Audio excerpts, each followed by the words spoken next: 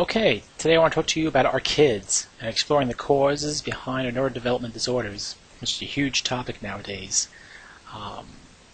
Because these are all type of conditions like ADHD, autism, and any other chronic illnesses our kids are facing today.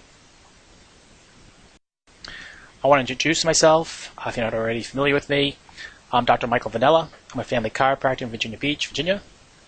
Next to me is my lovely wife, Damon, and we were at Dumars one day having lunch. We took this picture.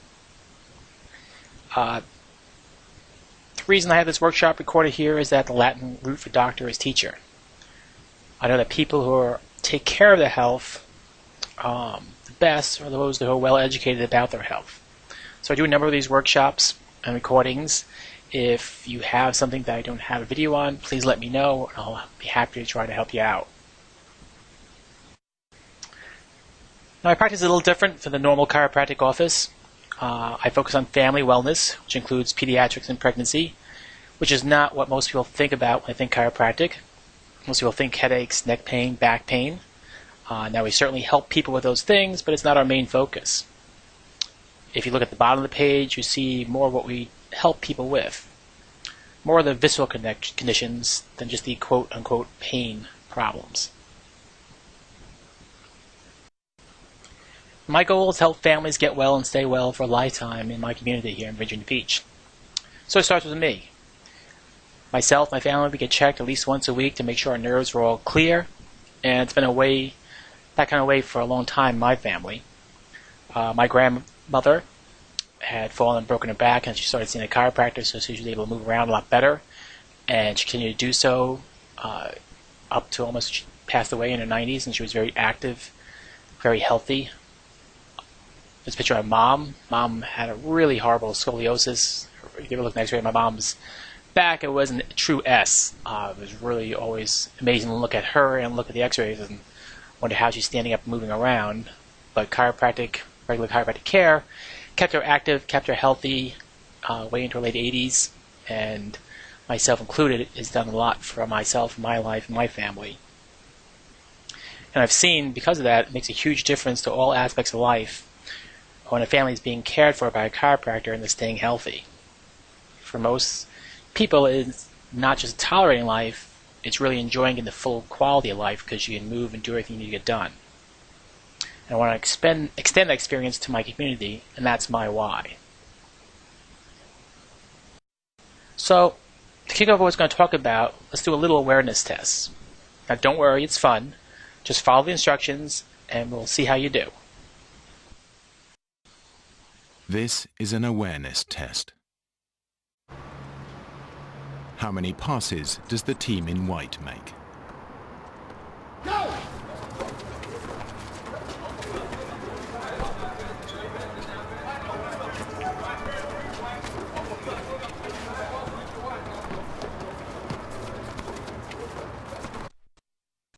The answer is 13. But did you see the Moonwalking Bear?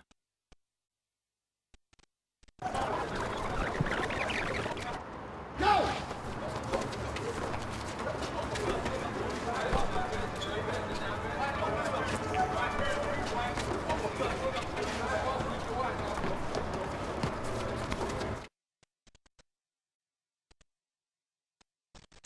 Now, in all the time I've shown this, no one had seen the Moonwalking Bear the first time.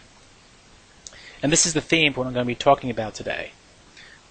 Nothing is unknown information. I'm just going to shine a light on the information in a different way than you've seen it before, and it's going to make a lot of sense. Now, when I was growing up, we had two rules. There was no name calling, and you didn't do drugs. Now, in today's day and age, we're seeing an alarming increase in labeling our kids. With that, we're also seeing a drastic increase in our kids on medication.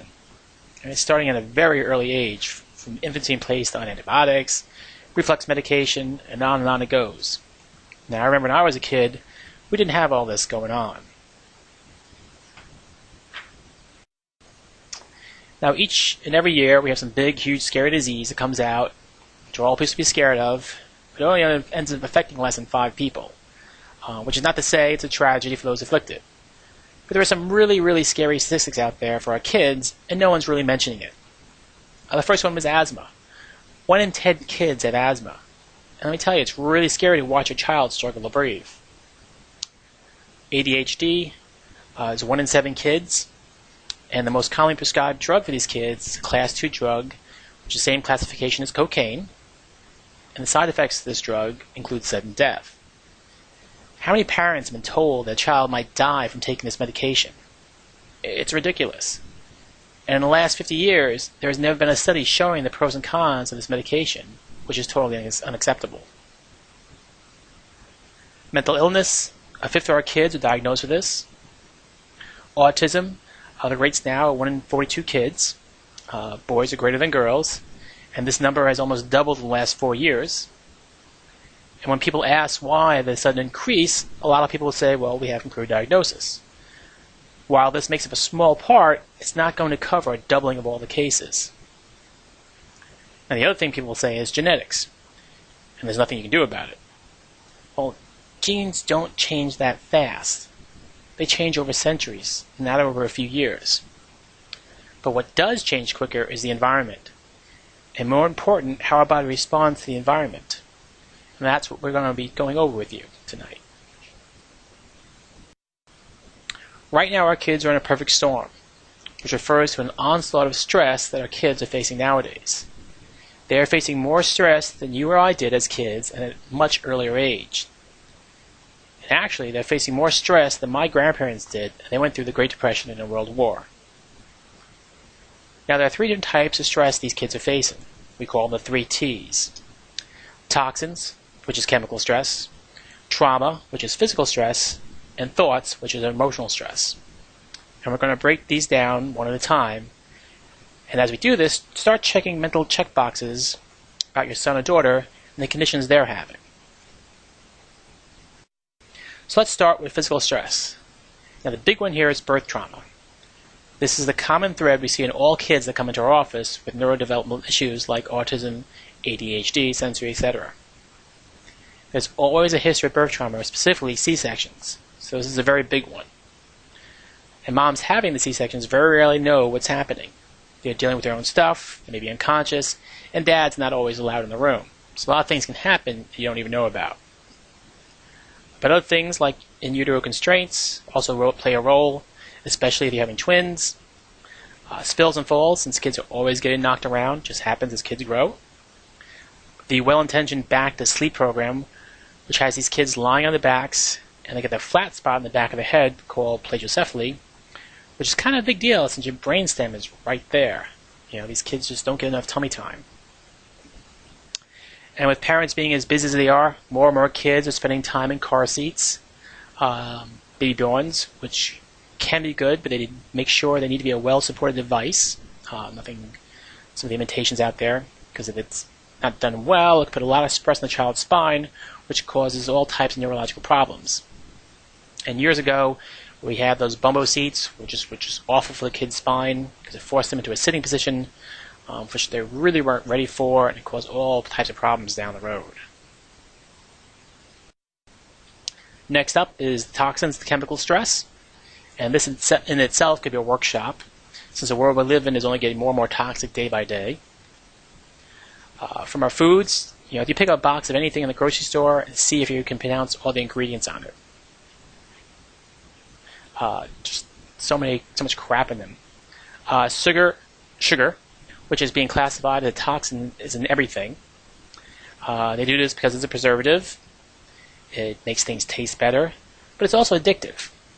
And it has the same effect as cocaine on your brain, which is not an exaggeration. It's a legal, addictive substance, so they put it in everything, and I just think they should really just get rid of it. Environmental chemicals are everywhere. It's in our water, air, and home. In our home, cleaners and detergents are the big culprits. I know in the wintertime, our air inside of our home becomes more toxic than the air outside from all the sprays, cleaners, and degassings, our carpets, stuff like that. We can't open the windows and get fresh air in. And this is a really big deal for babies since they don't have the detox systems in place yet. So any toxic exposure has a more profound effect on them. I do want to touch on vaccines, but I'll save much of that conversation for another time. It doesn't matter which side of the fence you're on, but vaccines are an incredible chemical stress introduced to a baby. When I was growing up, we had less than 10 vaccines. Kids nowadays are getting 40-plus vaccines, which is a huge, huge increase, which has got to do something to them. When was the last time you encountered measles, mumps, rubella all in one day? These kids are getting injected with it into the bloodstreams all in the same day. So that needs to be understood and addressed because it is a factor. I do want to go over this body burden study. It was really pretty incredible. A study done back in 2003. From all across the country, they took blood from umbilical cords from babies that were just newborn. And looked for 400 specific chemicals. Out of the 400, they found 287 of them. 180 of them are known carcinogens. 217 are toxic to the brain and nervous system. And 208 of them cause birth defects. They were also very confident they looked for more chemicals they would have found them. Now, all this is incredible. 287 chemicals found in the umbilical cord blood of a newborn. Baby just born has already been exposed to 287 toxins. Now, there's a myth that there's a placental barrier which protects the babies. But that is just not the case. Babies are exposed to what mom is exposed to, which includes medications. This has an effect since this is the most vulnerable time for a baby, and they are getting exposed to a lot of it. And before I get off of chemical stress, I want to talk about a quick thing about food, because food is another huge thing. If you have a child with ADHD, autism, or sensory problems, then you know food is a big factor. Since food literally becomes who we are, there are a lot of good resources out there to help you deal with this. If you want to watch a great movie on Netflix called Food Matters, I urge you to watch it, and they do have a pretty good website. Emotional stress. This is another big one, which actually starts at the beginning of pregnancy, since mom and baby share a nervous system. So if mom is stressed, then baby is stressed. Pregnancy is now very fear-based, with a focus on everything that can go wrong. Now, I'm not sure if you ever read What to Expect When You're Expecting, but I swear that thing is written by Stephen King. And they now have a whole series if you want to be fearful of the whole experience of pregnancy up through toddlerhood. It covers all the testing and what can go wrong, which puts mom in that wrong mental place. And then when it comes to labor, they put her on her back, which is the worst place to be in. I always tell my pregnant mom to ask the doctor, does the doctor go to the bathroom lying down? No, you're always squatting, because that's the easy way to do it.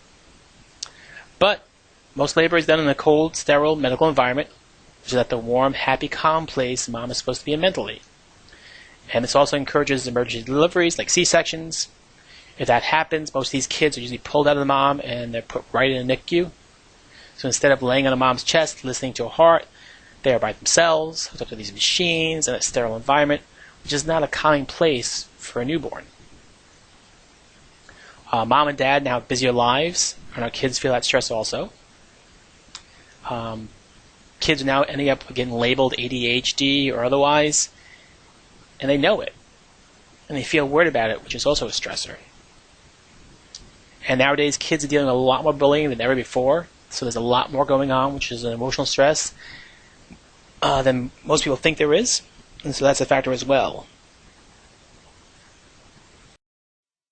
Now, the big thing out there is a big misconception that common means normal. This is stuff that's considered normal nowadays because it's so common. Well, I will tell you that none of these things are normal. They're just happening too common now. We're seeing way too much of this. How many kids you know that don't have something going on?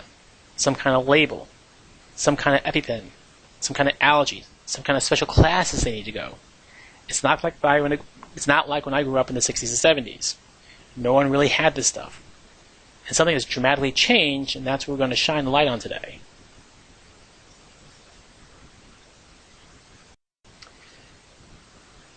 This is going to go a little nerdy, so please bear with me. But let's explain how A goes to B, goes to C, and so on. Please don't get hung up on the technical terms or try to take notes. I can always send you notes or go over with you afterwards.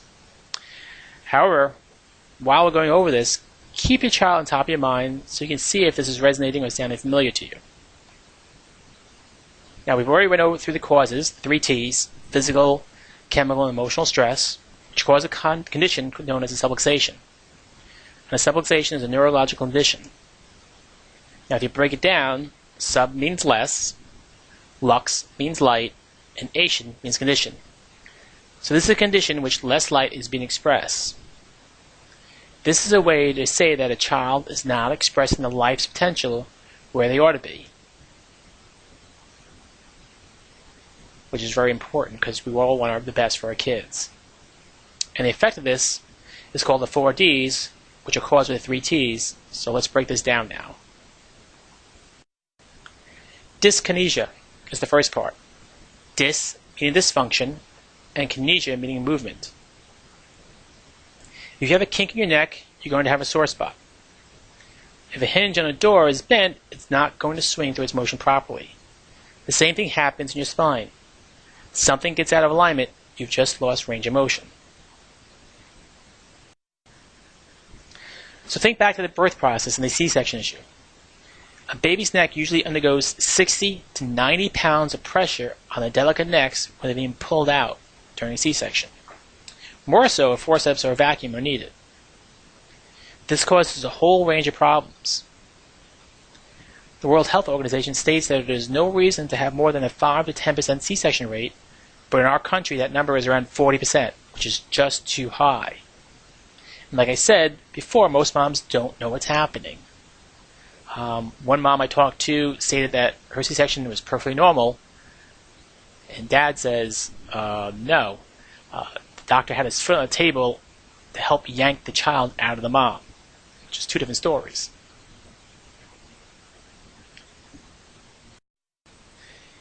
And this all is a big problem.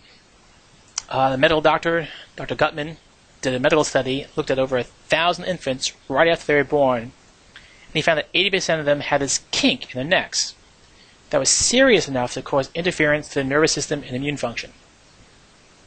And since he found it in so many babies and didn't have any obvious signs and symptoms, his conclusion was that all babies should be examined by a chiropractor and adjusted as necessary. This is nice to hear from a medical colleague, and this research was done in the 80s. And I would believe that he did this now with all the changes to the birth process that we find 95% of all babies with this problem. This is a recent research that found out that you are 40 times more likely to end up with a diagnosis of autism if you have a cerebellar injury at birth. Now the cerebellum is right at the base of your skull, right at the top part of your neck, the most vulnerable part during the birth process, especially during the C-section. If you have an injury here, often underdiagnosed, you are 36 times more likely to be diagnosed with autism. And this is a big deal. I know vaccines are getting a lot of press nowadays, and is a factor and a blip on the radar, but is nothing compared to this injury. This is where we should be focusing our time and attention, because there is so much more we can do about it. Dyskinesia, poor movement in the spine. What does it matter? Well, because it causes afferentation. Dys meaning dysfunction, afferentation meaning input into your nervous system. Because your spine isn't just muscle, bones, and ligaments. It's the communication highway between your brain and the rest of your body. And we perceive our world through our senses. We all know the 5 senses: sight, sound, touch, taste, and smell. But there are 7 senses, and the other 2 are balance and movement. And movement is what we're going to talk about right now, because this is vital for your growth and development of your brain. Now there are receptors in every joint in your body, so if you close your eyes and move, you know where your body is in time and space. And there are 2 types of sensors. Movement gives you proprioception, which is a good brain food. Its opposite is nociception, which sends obnoxious stimuli like stressful noise to the brain. These 2 exist in a state of balance, but proprioception blocks nociception.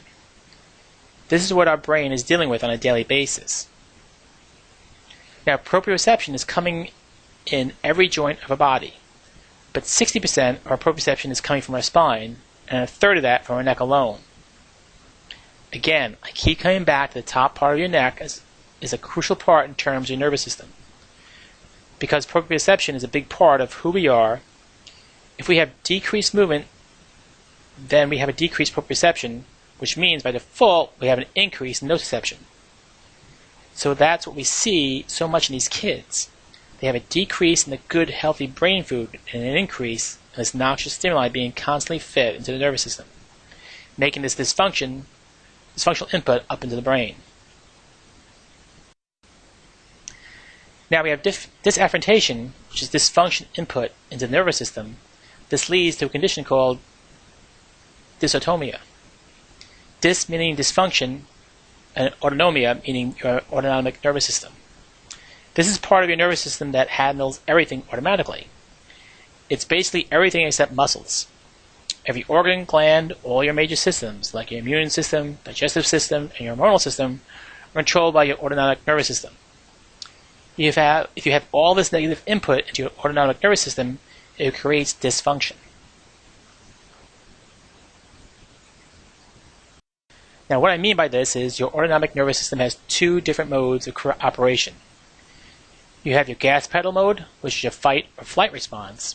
This is all about survival. This kicks in when you're in danger, playing sports, scared, or something like that. It gets turned on, then turned right back off again. Now, the flip side of this is your brake pedal side. This is where growth and development happen. Your immune system, digestive system, sleep, all that good stuff happens over here. Now, I like this visual because this is how it works. It's like a seesaw. If one is turned on, the other is turned off. And this quote by Bruce Lipton says it perfectly. You can't be in growth and protection at the same time. And so many of the kids we see here in the office are just stuck on the gas pedal and they can't slow down. They're missing out on these growth and developmental phases because their bodies are not in the places they can get there. So the question becomes, why are their brakes not turning on? Well, as it turns out, there is a single nerve that runs the braking system. It's called the vagus nerve. It's the longest nerve in your body. It starts in your brainstem and go down your spine, through your heart, lungs, diaphragm, digestion. It's huge in what it does. And the main thing it controls is this braking system. When the top bone of your neck gets misaligned, like in a C-section, the vagus nerve gets affected and you lose your brakes.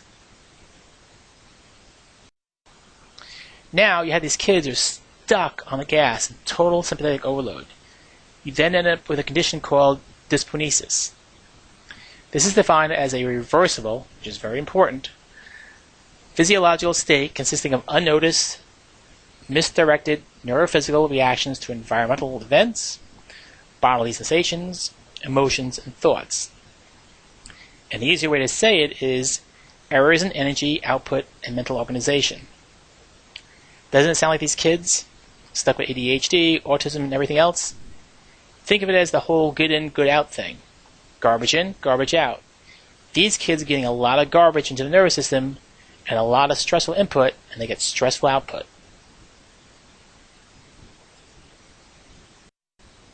Now, what's really cool nowadays is we have technology that exists where we can measure it and track it.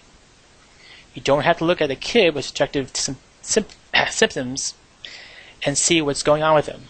We can do a scan, which is totally safe, painless, non-invasive, same stuff they use in the astronauts, and it tells us what is exactly going on with these kids.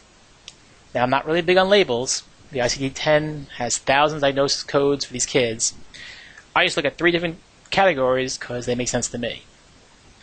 The first one is the raging bull kid. These are the kids that have the full gas pedal to the floor at all times. Total fight or flight mode. They usually have a diagnosis of ADHD, anxiety, and those sorts of bouncing off the wall behaviors. When we test these kids, all the scores perfectly should be around 100. When we look at them, look at their total energy, we usually see these kids here with scores 3, 4, 5 or more times normal. And this is like the volume knob. How much stimuli is the child getting into the nervous system? Remember, garbage in, garbage out. These kids are getting a ridiculous amount of stimuli into the nervous system. It's like there is Metallica blasting in the background all the time. This would make me fidgety, make me stressed out, make it difficult for me to sleep or focus in class. I tell moms and dads that you can train a kid to sit still, but it will never feel right to them because this is the way they perceive their environment. It's just a stressed out place. The way they see the world is through the lens of survival mode. This is why we have to get the input in the nervous system back to healthy levels. Now the second type is the drunken bull kid. This is where the nervous system is really disorganized and disconnected. There may be a normal amount of input, but it's just firing a bizarre pattern. These are the kids that have a lot of sensory issues, core strength problems, balance control, they're clumsy, sometimes they're space cadets. With them, they might have a normal amount of total energy, but their pattern score is just super low. The input coming into the nervous system is just really confusing, so they have a really hard time processing it, so they can look spacey. The problem is that outwardly, the ADHD kid and the sensory problem kid can look similar symptom-wise. What's happening to them neurologically is completely different. So doing an objective test like this, where we can not only see what a child is experiencing, but what they're dealing with it. So it makes it so much easier to process them and handle them since they are so different. So the information we get from these scans is so wonderful. And the last type of kid we have is the drunken raging bull kid. This is the combo kid. Not only are they getting a lot of information in their nervous system, it's really disorganized and confusing. These are the kids that have the really nasty stuff. Autism, spectrum disorder, epilepsy, seizures. Their scans have very high total energy amounts and very low pattern scores. They are just being inundated with a lot of confusing information, and these kids need a lot of help. Now, I'm a chiropractor, and a lot of people ask, why am I talking to you about this? Well, what I do has nothing to do with sore backs. Chiropractic's been around for over a century, and it's never been about sore backs.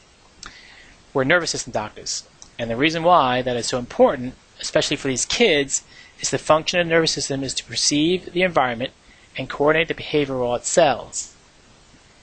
Doesn't it sound something like these kids? They're having problems perceiving their environment and coordinating their behavior. And for that, you need a nervous system doctor. This is what a chiropractor does. We're the only ones who do this, so please, please, please get your child checked by a chiropractor who sees kids and does these type of scans. Now, the reason why this is so important is the spine isn't just structural. It's the middleman between the brain and the rest of the body. This is the way it communicates. It's a living, breathing, neurological organ. It's important, can be seen in developing babies. It's the first to form in utero. First your brain, then your spinal cord, and all the nerves that help develop all the organs in your body. And the reason for this is that it's essential for the master controller, your brain, to communicate with every part of the body. If you have a dysfunction here, you have a ceiling on your potential. Because if your brain can't communicate clearly with a part of your body, then you're in trouble. This is how I like to think of it. The brain controls everything, and its job to send messages out to your body telling you what to do. Your body sends back status reports on what's going on. All this happens through your spine. And as long as this is intact, then everything in your body, down to the cellular level, is functioning the way it's supposed to. Then you're what we call a state of ease, which is just like it sounds. Everything is easy. Then you're healthy. Your body's able to deal with the stresses life throws at you, and you're not going to be dealing with all those health concerns that affect many people nowadays. So it goes without saying, you're going to feel pretty awesome. So what happens when you have subluxations?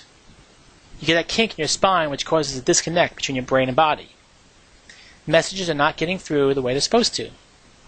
So then you begin to malfunction, insidiously at the cellular level. And if this goes on long enough, you end up in a state of dis-ease. You're not disease, just that the things are no longer easy. And if you're under constant stress, it will break down at some point, and then you do lose your health, and you end up with one of those chronic conditions that none of us want, and then you're going to end up feeling bad. So let's take an ADHD kid, for example, who's going through this. So you can give him Ritalin or some other medication to help with this bottom part here to feel better, but it's not going to do squat for any of these other things, because up here at the top is what's causing it. The stuff at the bottom is just the effects. So we have to get to the cause, we're just treating symptoms. Now to bring it all together, our kids are facing more stress than you or I ever did at a much earlier age than we ever did. They are literally being hardwired for a stress response. The brain is always changing and adapting, literally forming synapse connections based on what we're exposed to. So if our kids are constantly facing stress, the brain is going to be wired for stress, and that becomes who they are. So we need to rewire them. So we need to remove as much stress from their lives as possible, and parents, that's your job, and help them process and adapt to the stress, which is my job as a chiropractor. Now, what would I do if my son or daughter ended up with one of these diagnoses? Well, I know I sound biased, but the first thing I would do is have them see a chiropractor who treats kids and uses the scanning technology so we can accurately measure what's going on and track the improvement. Then work on the diet. I know if you have one of these kids, it can be a battle. When parents start in my office, I don't usually mention this until the child has improved, unless the parents have already started making changes, since this can be a battle not worth fighting until some of the stress is removed from the child's nervous system. I do always suggest adding in good before removing bad. So with kids, every kid will at least eat something good. If it's carrots, then they're going to eat carrots in every single meal. It helps them get nutrients they normally wouldn't be getting, but it also takes up space in their stomach that would otherwise be occupied with junk food. So with these kind of kids, a lot of little baby steps. Supplements are big too. I'd rather we got our nutrition from our food, but with picky eaters, it's hard to have a good diet. So a lot of these kids are nutrient deficient, and it's important to make up for those lacks. So starting off with a multivitamin is always a good place. It's your basic catch-all. Fish oil is big and well documented in how it helps kids with ADHD, autism, etc. With probiotics, most parents with these kinds of kids are very familiar with the brain-gut connection and how the gut is important to our overall health. And if you have a bad diet, you have bad gut flora, and will need a probiotic. And it's an easy way to make a dramatic change to your kid's health. Last up is vitamin D, which is very huge because it's an essential vitamin that you do need. Now, when you talk about supplements, quality counts. And there are a ridiculous amount of supplement dealers out there, and the industry is not well regulated. So if you are taking a low-quality supplement, it's often worse than not taking any supplement at all. We do sell some in our office because I vetted them. I feel comfortable selling them as well as taking them myself. But if you end up buying on your own, you'll have to do your own due diligence. Play. Kids need to get out there and move around. I read a study that kids today on average only get 3 minutes of fun goofing off times a day. 3 minutes. That's crazy and sad. Another study I read showed that activities like climbing trees had a huge positive impact on the child's school abilities as well as their memory. This is because of proprioception. This is another reason why chiropractors work. And then you need to unplug them. You probably noticed that these kids are glued to the electronics. I believe that these electronics run at such a high frequency, high RPMs, just like these kids, so they just naturally gravitate towards them. However, it can drive these kids further down the rabbit hole, so it's really not a great thing for them. However, you can kill two birds with one stone by using your electronics, your TV, your iPad, computer, etc., as a reward for good things. If you eat your food, your veggies, you can get 20 minutes of playing on the iPad. If you go outside and play for an hour, you get to watch a TV show. Whatever works for your family, just use this as a tool. And lastly, the most important thing you do is don't give up. Nerves that fire together, wire together. I mean that your brain will literally rewire itself with the input it's getting. So the only variable here is time. This is how it works, and there's no other way for it to work. You just need to give it time to work. So stay the course. Give what we are doing a chance to have an effect, and I promise you will see a dramatic change in your child. In our office, we fight for these kids because no one else does what we do, because no one else can help them. I hope you enjoyed this video. I'm sure you have plenty of questions. I urge you to watch the video again. It's a lot of information. And once you're finished, please reach out to us on the phone, our website, Facebook, and see if we can help. Thanks for watching.